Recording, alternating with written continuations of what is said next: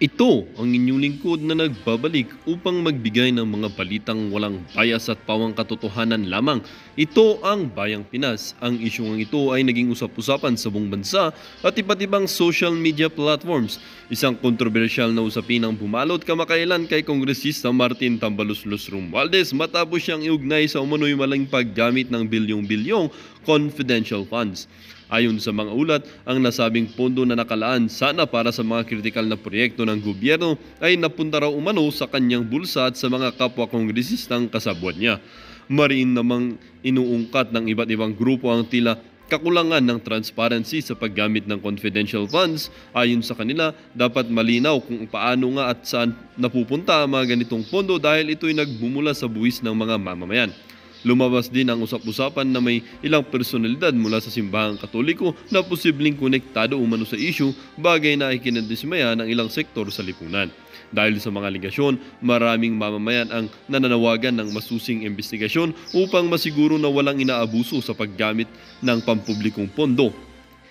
Hinihiling din ng mga ito na dapat managot ang sinumang mapatunayang nagkasala. Sa ngayon, patuloy ang panawagan ng transparency at pananagutan mula sa opisyal ng gobyerno. Tila isa na namang hamon ito sa administrasyon upang ipakita na hindi nito kukonsintihin ang anumang uri ng katiwalian sa gobyerno. Well, para nga sa kabuang detalye at impormasyon ay panoorin na lamang natin ang buong video. At salamat na rin sa ating mga solid viewers sa walang sawang magsuporta. At kung bago ka pa lamang sa ating channel ay syempre huwag kakalimutan mag-subscribe, pindutin ang notification bell at piliin na rin ang all upang lagi kang maging updated sa mga balitang bago, totoo at walang bias dito sa channel ng Bayan, ang Bayang Pinas. Huwag din pong kakalimutang mag-iwan ng like at i-share ang ating mga videos.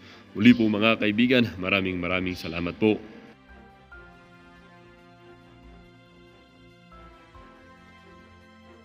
Ngayon pa lang ho natin nalaman na dalawang paksyon pala Katoliko sa Pilipinas. Yung unang impeachment, talaga nagtulong-tulong ho itong mga walang yang to. Mga pare, madre, mga dating kumakain ng saba, mga sundalong kanin. Nagsama-sama ho sila dyan sa unang impeachment na yan kay VP Sara. Tapos sunod itong mga makabayan. Para mapakita sa ating mga kababayan, naku, ang dami nagsasampa ng impeachment. Parang totoo talaga yung reklamo kay VP Sara. Meron hong panibagong grupo na nagsampa na kung saan iniisip natin pagka sinabing religious group dahil nakapaglatag na yan si Father Adik, ibang grupo ng mga religious group. Mga tropa din ho pala nitong si Father. Kung makapag-anunsyo pa naman ho sila, wala naman ho palang karga yung tinutukoy nilang religious group. Pero bago yun mga kababayan, tignan ho nating makalimutan yung mga kasama natin dito sa PH Update, ibang klase. Itong si Narskate, matindi ho yung mga binitawan dito ni Ma'am Narskate. Dito ho mga kababayan, mega love shoutout ho muna dito kay Maria Miriel Mendoza. Mega love shoutout. Ingat ho kayo dyan sa Hong Kong. Mega love shoutout. Maraming salamat ho. Mega love shoutout din ho dito kay Narskate. Maraming salamat ho. Napakalaki naman ho niyan, 15 pounds. Maraming salamat ho, Ma'am Narskate. Ito ho ang sabi niya, nasa UK ho itong si Ma'am Narskate. Ang sabi ho niya, alam mo PH, mas nakakaintindi kaming mga Pilipino na nakatira sa ibang bansa na may magandang services sa government. Kasi na-compare namin yan sa atin sa Pilipinas. Dito sa UK PH, malaki ang kaltas sa sweldo namin. Pero makikita ang government services, especially sa hospital and education. Hindi ko nga nakikita ang mga politiko namin dito. Yan ang problema. Dito pagka namigay ng ayuda, dapat si congressman o senador ang nag-aabot. Totoo ho yan mga kababayan, no? Kahit malaki ang kaltas, pero yung balik sa mga mamamayan nila sa iba't ibang mga bansa, sa mga first world country, talagang nararamdaman ho yung binabawa sa kanilang mga sweldo. Dito ho sa atin mga kababayan, maya't maya nakabalandra yung pagmumukha ng mga politiko sa karsada, tapos pagka namigay pa ng ayuda o serbisyo ang pamahalaan, dapat nakabanwagon sila. Ganyan ho sa Pilipinas. Kaya sana wag po tayong mawala ng pag-asa sa mga susunod na panahon. Nandiyan pa naman mga Duterte, si BP Sara. Sila lang ho kasi nakikita natin na makakapag-deliver ng mga ganyang kumbaga world class na serbisyo para sa ating mga kababayan. Heto mga kababayan, pag-usapan ho natin itong naging interview nitong si Monsignor Antonio Labiao Jr. Diyan kay Manong Ted Filon. Pero bago ho yan mga kababayan, kung umabot ho kayo sa bahagi ng video natin na to, marapatin ho ninyo na like, subscribe at i-share ang ating video. Heto na ho, umpisa na ho natin itong ating reaction video kaugnay dito sa mga video na to. Ito, pakinggan ho muna natin to, game. May panibago.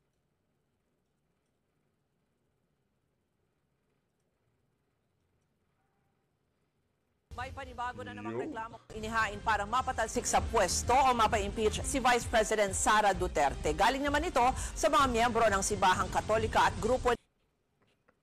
Parang si Father Adik, hindi siya membro ng Simbahang Katoliko. No? Nakakaloko ho no? Ganyan ho tayo lokohin na itong mga itong mga walang yung politiko na to. Yan, parang si Father Flavi, hindi miyembro ng Simbahang Katoliko. Ng mga abogado. O baka merong sariling lihiyon itong si Father Flavi. Meron ho siyang sariling religion. Mula sa Mindanao. Ito na ang ikatlong impeachment complaint laban kay VP Sara. Para sa ibang detalye, makakausap natin sa linya ng telepono si Marian Enriquez. Marian, ano naman ang grounds nitong bagong impeachment complaint? Naku po, yan ang nga ba? Yes, kanina nga, kaninang tanghali yung ikatlong impeachment complaint laban kay Vice President Sara Duterte. Ayon sa kinatawan ng grupo si Attorney Armando Virgil Ligutan, nasa 12 ang nakalis ng complainant sa reklamo laban kay Duterte. Galing ito sa Simbahang Katoliko, mga NGO at grupo ng mga abogado mula sa Mindanao. Ilan nga sa mga pangunahing grounds for impeachment ay ang betrayal of public trust at paglabag sa konstitusyon. Kaugnay Di ba yung huling impeachment complaint ay betrayal of public trust din. Paulit-ulit na lang ho. Sa bagay, kung kayo ba naman, di ba? Malay natin. Di ho natin alam. Yung pinanggising dito sa mga natutulog na monsenyor na to, mga kumakalansing na, di ba? Maiingay na mga papel. Yun ang pinanggising dito sa mga dito sa mga monsenyor na miyembro ng Simbahang Katolika. Ito hindi natin linalahat marami yung mga kababayan natin dito sa PH Update na miyembro na Katoliko, na ang religion nila ay Katoliko. Pero alam ho nilang nangyayari ngayon sa ating bansa. Kaya pagka nakakita ho sila ng pare na kagaya nitong si Father Flavi, kagaya nitong si Monsignor, unang pumapasok sa utak nila, baka may pabor kaya lumabas. Baka may nag-ingay kaya nagising. Ibig sabihin mo, nag-ingay, merong tsatsing, merong ganon. Kaya nag-ingay sila. Kasi natutulog nga naman sila Kaliwat kanan na issue sa ating bansa, wala ho tayong naririnig dito sa mga monsignor na to. Tapos noong di umano 1 trillion budget para dyan sa pagpapatalsik na yan kay Vice President Sara Duterte. Naglabasan itong merong Father Adik, merong Monsignor, at kung ano-ano pa, mga makakaliwa. Nagtulong-tulong ho sila. Bali ang nagsasama-sama ho dito, mga makakaliwa,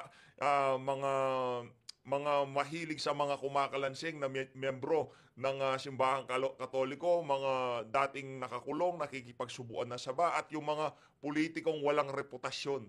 Sila ho nagsama-sama para babagsakin itong si Vice President Sara Duterte. Kaya nasa sa inyo ho yan kung hindi nyo ho i-share yung video natin, baka mas marami pang mabudol yung mga walang yan. Wala ho. Share na nga lang. ito na umunay plunder, malversation at korupsyon sa manumalya umunong paggasta sa 125 million pesos na confidential funds ng Office of the Vice President noong 2002 at higit o 2022 at higit 112 million pesos na confi funds ng Department of Education noong 2023 ng si VP Sara pa ang kalihim nito. Marian, may iba pa raw na inilalatag na basihan yung mga grupo sa paghahain niyaan? Yes, Ruth, ginit din nga na nagkaroon daw ng bribery nga sa mga opisyal ng DepEd at naniniwala silang illegal yung mga disbursement o paggamit ng pondo ng bise. Base na rin doon sa mga lumabas na mga pagdinig ng Kamara, matatandaang maging yung Philippine Statistics Authority o yung PSA, di ba, verify na walang birth record. Yun ang problema. Kasi nga mga alias yan. Ganyan ho tayo dito mga kababayan, dito sa bansa na to. Kung no offense sa News 5 no offense. Ganyan ho pagka paikutin tayo nitong mga media na to. Ito yung pinakamalupit na halimbawa na pagka yung mga kababayan natin nanood ng mainstream media, talagang maliligaw ho sila. bineripikahan daw ho yung mga pangalan na nandun sa mga ang tawag doon, yung mga resibo, acknowledgement receipt. Di ba sinabi na ho ng mga nasa intelligence community, ganyan ho talaga, mga alias, talagang hindi nyo ho makikita sa PSA yan. Pinipilit pa rin yung tipong yung naratibo ng mga nandyan sa House of Representatives, pati yung mga nasa mainstream media, yun yung ina-adapt nila. Kaya maraming naliligaw sa mga kababayan natin. Sa ilang mga nakapirma, the acknowledgement receipt na nakatanggap umano ng confidential funds tulad ni na Mary Jane Piatos at Kokoy Villamin. Naku po. Huli na lang, Marian, may mga nag-endorso na ba niya ng mga kongresista? Tsaka paano uusad yan? Kasi pangatlo na yan at dapat ma-forward yan doon sa opisina ni Speaker, di ba? Ruth, bago yan, ulitin ko lang, Mary Grace Piatos, ang tamang kapangalan na nabanggit nga, nakatanggap umano dapat ng confidential funds. Yung tungkol nga dito sa Office of the... Halimbawa ako si PH Update, sinumbong ko yung mga grupo na yan mga nagre-recruit sa yung mga miyembro rin ng mga makakaliwa. Tapos bibigyan ako ng pera, syempre ako yung kumbaga informant ako. Ay papalagay ko ba diyan PH Update? Kunyari, nasilip yung pangalan ko dyan, ipinasa sa COA, o meron din palang tao sa COA yung mga makakaliwa na to, nasilip, o ito yung nagchuchu dyan sa operasyon na yan. Kumusta si PH Update? Anong mangyayari kay PH Update? Hirap kasi, bira lang ng bira Secretary General, tama ba, na dapat nga makuha na ito, verify kasi ngayon ito ni Office of the Secretary General at ng Legal Department, saka ipapadala doon sa Speaker's Office. Ngayon, meron naka-break kasi ngayon yung Kongreso, kaya sa January 13 pa, ulit magbabalik yung session. Yan po ang Express Report ni Marian. Naku, sa January 13 pa lang ho pala balik ng House of Representatives. Matagal-tagal ho pa lang. Pero wag ho kayong mag-alala ha, kasi meron ho yung kumbaga short notice ika nga. Yung out of nowhere, bigla ho silang magpapatawag ng press con, mag-hearing, para ho silang mga may saltik pagka naisipan nila, press con tayo ngayon, press con tayo. Wala ho silang yung schedule, wala hong ganun. Di ba kay Tatay Digong nga? Nung sinabi ni Tatay Digong, dadalo ako, hindi natuloy. Tapos sabi ni Tatay Digong, pupunta ako kahit hindi tuloy dyan, mga buwisit kayo, ginastos yung pamasahe ko. Ano nangyari? Tinuloy ho nila, ganyan ho sila dyan. Para ho sila mga ganyan, di ba? Yung mga iba-iba yung sinasabi nila. Dito na ho tayo kay Manong Ted Manong Ted Pailon. Ang kinokontak ngayon si Monsignor Antonio Labiao Jr., ang co-convener po ng Clergy for Good Governance. Siya po ay nasa linya na ngayon. Maganda umaga po sa inyo, Monsignor.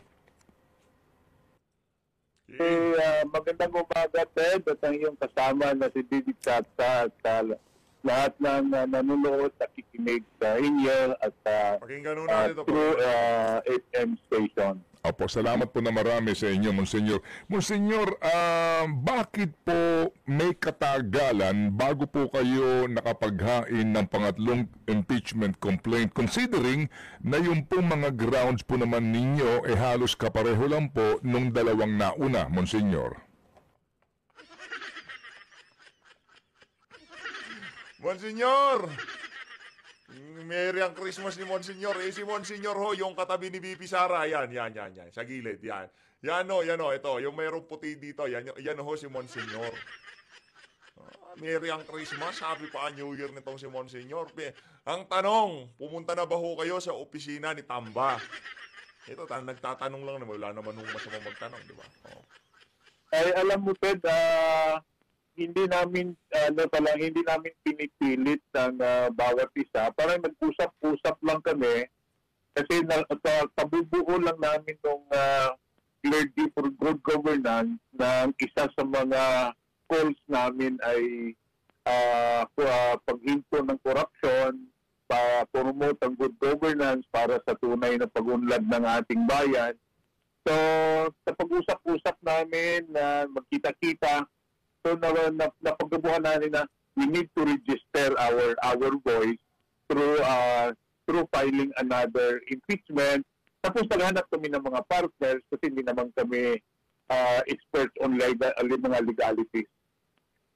Opo, so ang problema dito, Monsignor, sa kaliwat kanan na nangyayari ng korupsyon ngayon sa ating bansa, bakit sininggle out nyo lang kung talagang advokasya nyo o ang kursada nyo para malabanan ang korupsyon na to? Hindi ho ba kayo magsasalita doon sa 5,500 flood controls? Hindi ho ba kayo magsasalita doon sa hindi paglagay ng subsidiya ng pamahalaan sa PhilHealth? Kasi kung ang dinadakdak nyo lang dyan, yung Monsignor, yung issue nitong si VP Sara, nakitang-kita naman nakargado ng mga congressman dyan sa House of Representatives, baka mabahiran ho yung binuo yung organisasyon na yan, di ba? So, kasi po, ito pong SecGen na inyo nga po nakaharap kahapon, nagsasabi ng aming mga panayam na hindi niya maaksyonan yung dalawang impeachment complaint dahil nga sa meron sa kanyang nagsabi daw na may maghahain pa ng pangatlong impeachment complaint. Kayo ho ba yun? Yung nakipag-usap daw kay SecGen? Inyo ho ba itong grupo po, Monsignor? I think ito itong hinihintay nila, narinig nila na mayroon kaming usap-usapan ng mga kapari. So, naghintay sila. So, kami naman, naghanap kami ng tamang araw o tamang panahon na mabuo namin yung ano talaga gusto naming ipapahayag, no, sa publiko. Opo. Kasi po, Monsignor, yung po kasing, siguro po alam naman po natin, na ipit sa oras, gahol sa oras ngayon ng Kongreso kung pag-uusapan natin ay yung proseso po ng impeachment na dadaan sa kaukulang pong referrals at mga public hearing.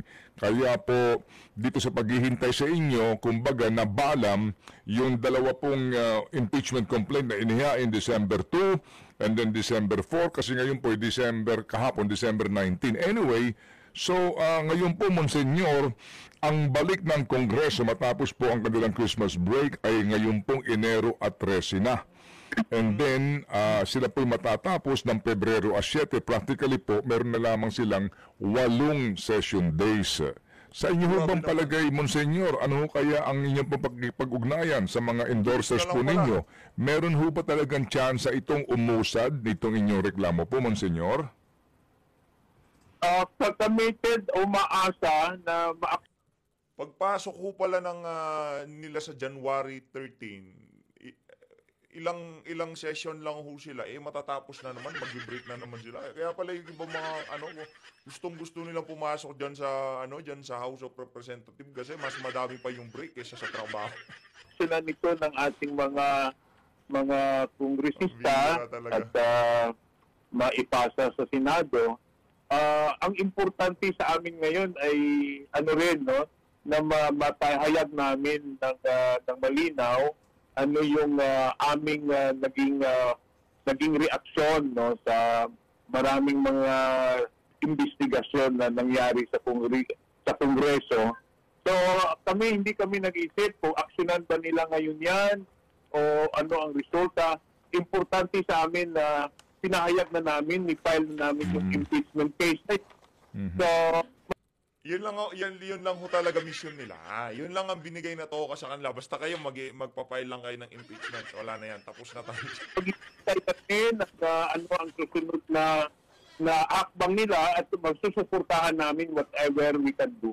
I see. Okay. Sige po. So, opo, kasi nga, Monsignor, malaki hong bagay kasi yung paghihintay sa inyo at kumbaga sabi po ng ilang mga nagkokomento, nagpa-delay ito doon nga sa pag-aksyon nga sana ng SecGen patungo po sa House Speaker. Ano po ang inyong masasabi doon, Monsignor, na itong inyong ikatlong impeachment naging dahilan para po masayang yung mga oras na sana nga po na i-refer na kaagad sa Speaker yung dalawang unang complaint?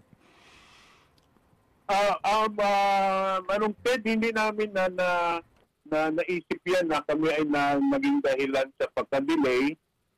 Sa amin naman, sinusunod namin yung proseso ng grupo. So, ngayong linggo lang kami nakapag-decide, sige, i-file na natin. So, hindi na kami yung nagpabagal, whatever, wala naman nagsabi sa kanyan.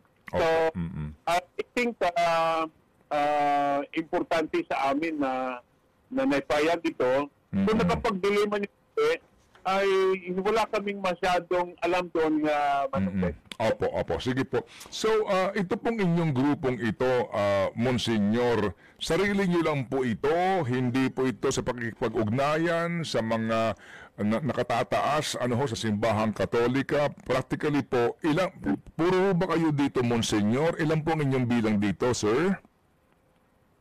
Yung Clergy for Good Governance, ito ay inisyatiba ng mga kaparian, no? Nagsimula ito din ng mga galaw namin nung last na national election pa. Tawag namin sa grupo noon na Clergy for Moral Choice. Tapos, siyempre, na lumipas yung ilang taon, sabi namin na sa development ng ating bansa, I think mas lasting po ang tutukan natin good governance kasi yan ang turo din panglipunan ng ating simbahan. So, inisyatiba itong mga pare all over the country.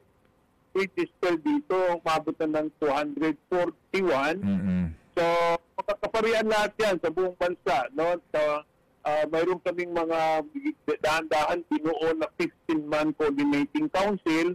Tapos, hopefully by January, pupunta kami ng mga regions namin para mabubuo rin clarity for good governance sa iba't ibang area. Opo. Kasi nga po kami din ay kumbaga hindi naman sa nagulat lang kami nakapag-isip na itong mga pare, mga monsenyor ay mukhang nagising na. Parang ganun po ang dating. Para bagang natulog kayo for the longest time dito po sa mga pangyayaring ito. Ano ho ba ang nag-udyok sa inyo talaga, monsenyor? Napanood ko po yung video ninyo sa pagpapaliwanag nga kung kailan kayo nagsimula. Pero meron ba ditong tipping point na matatawag, Monsignor? Siguro yung Manong Ted, ito lang naman to, reaction lang. Siguro yung kumakalat na 1 trillion o yung mga kumakalansing, yun ang nakapagpagising dito kay Monsignor.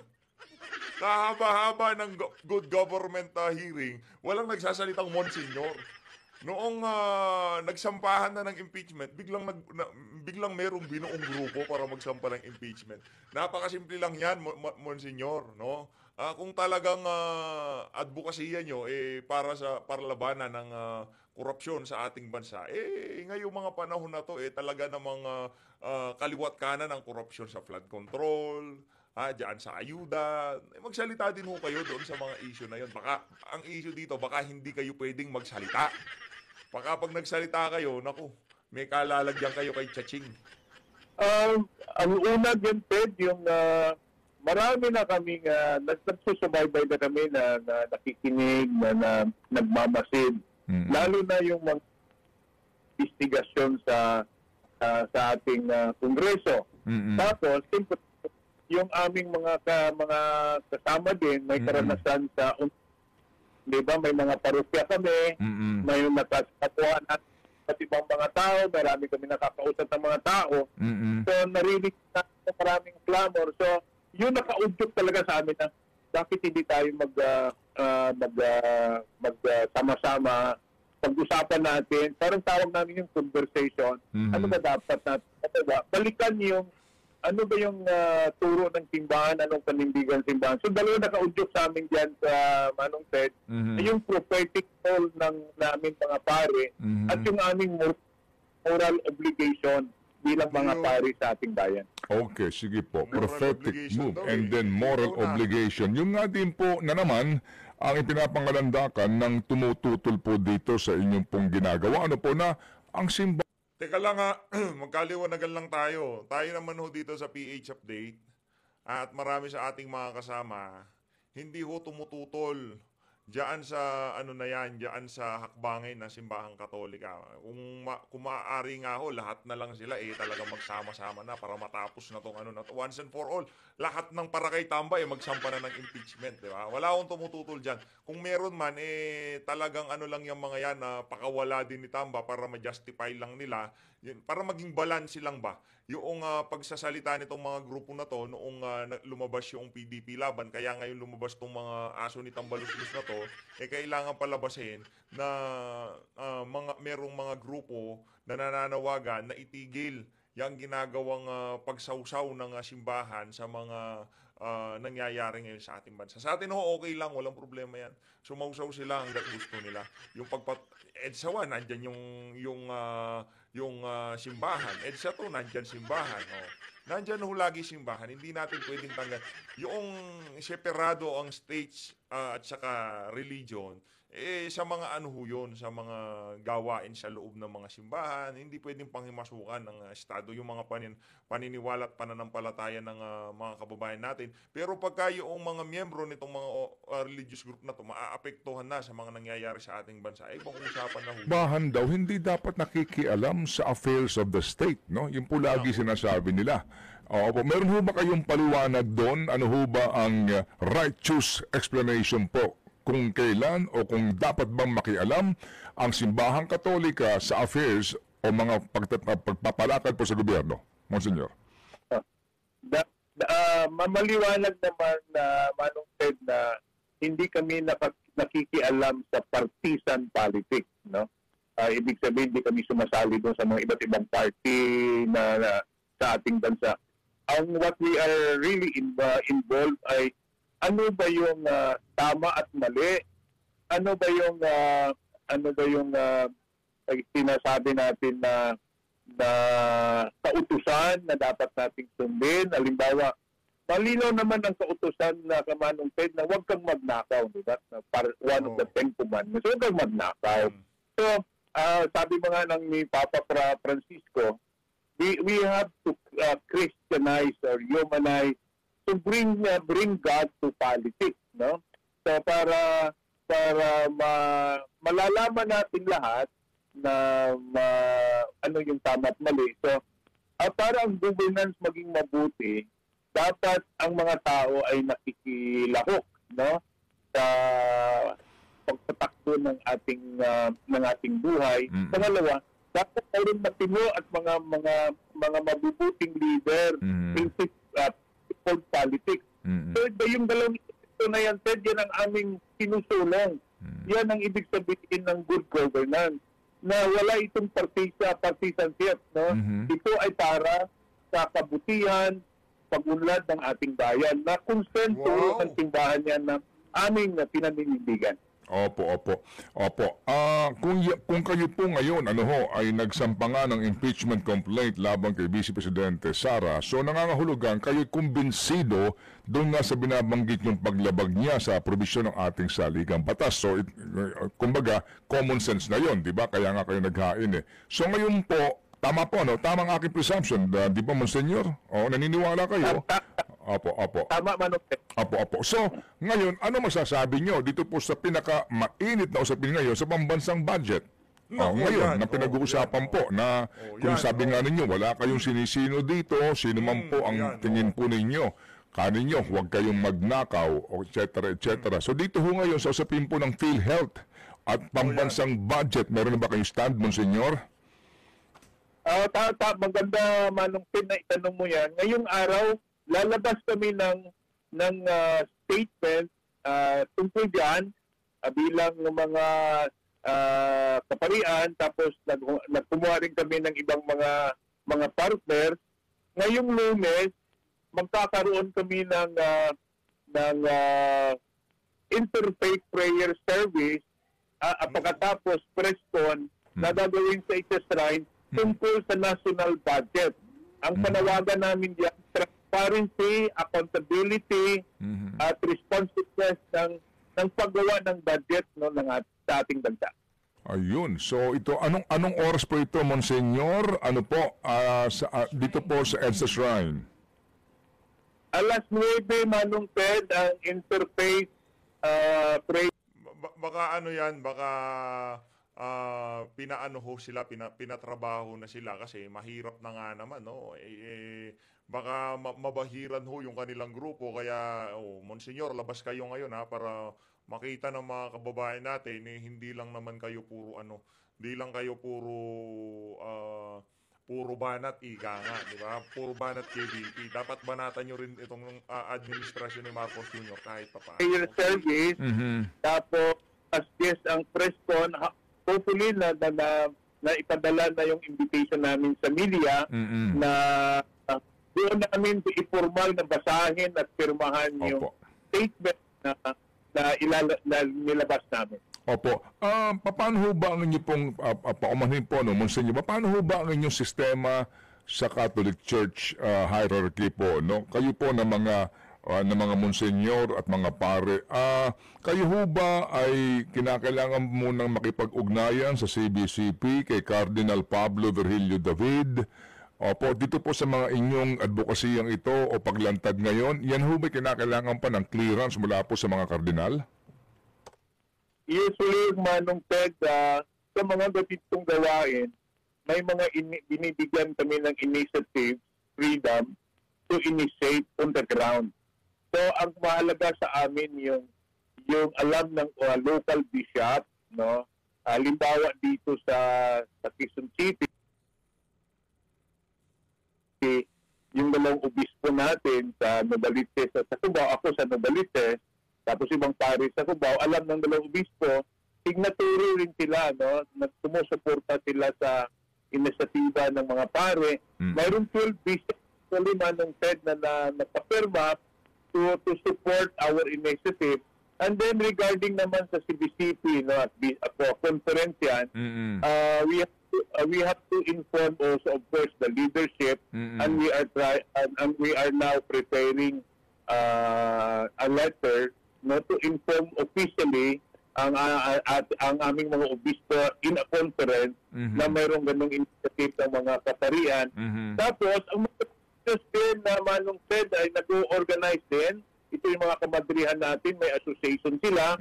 So, nag-organize din sila gaya ng ginagawa ng mga pare. At ang mga leader laito na sa buong bansa ay mayroon din silang ginagawang initiative para i-organize nila para hopefully in few months we will come together at talaga isulong itong good governance na ito sa ating bansa.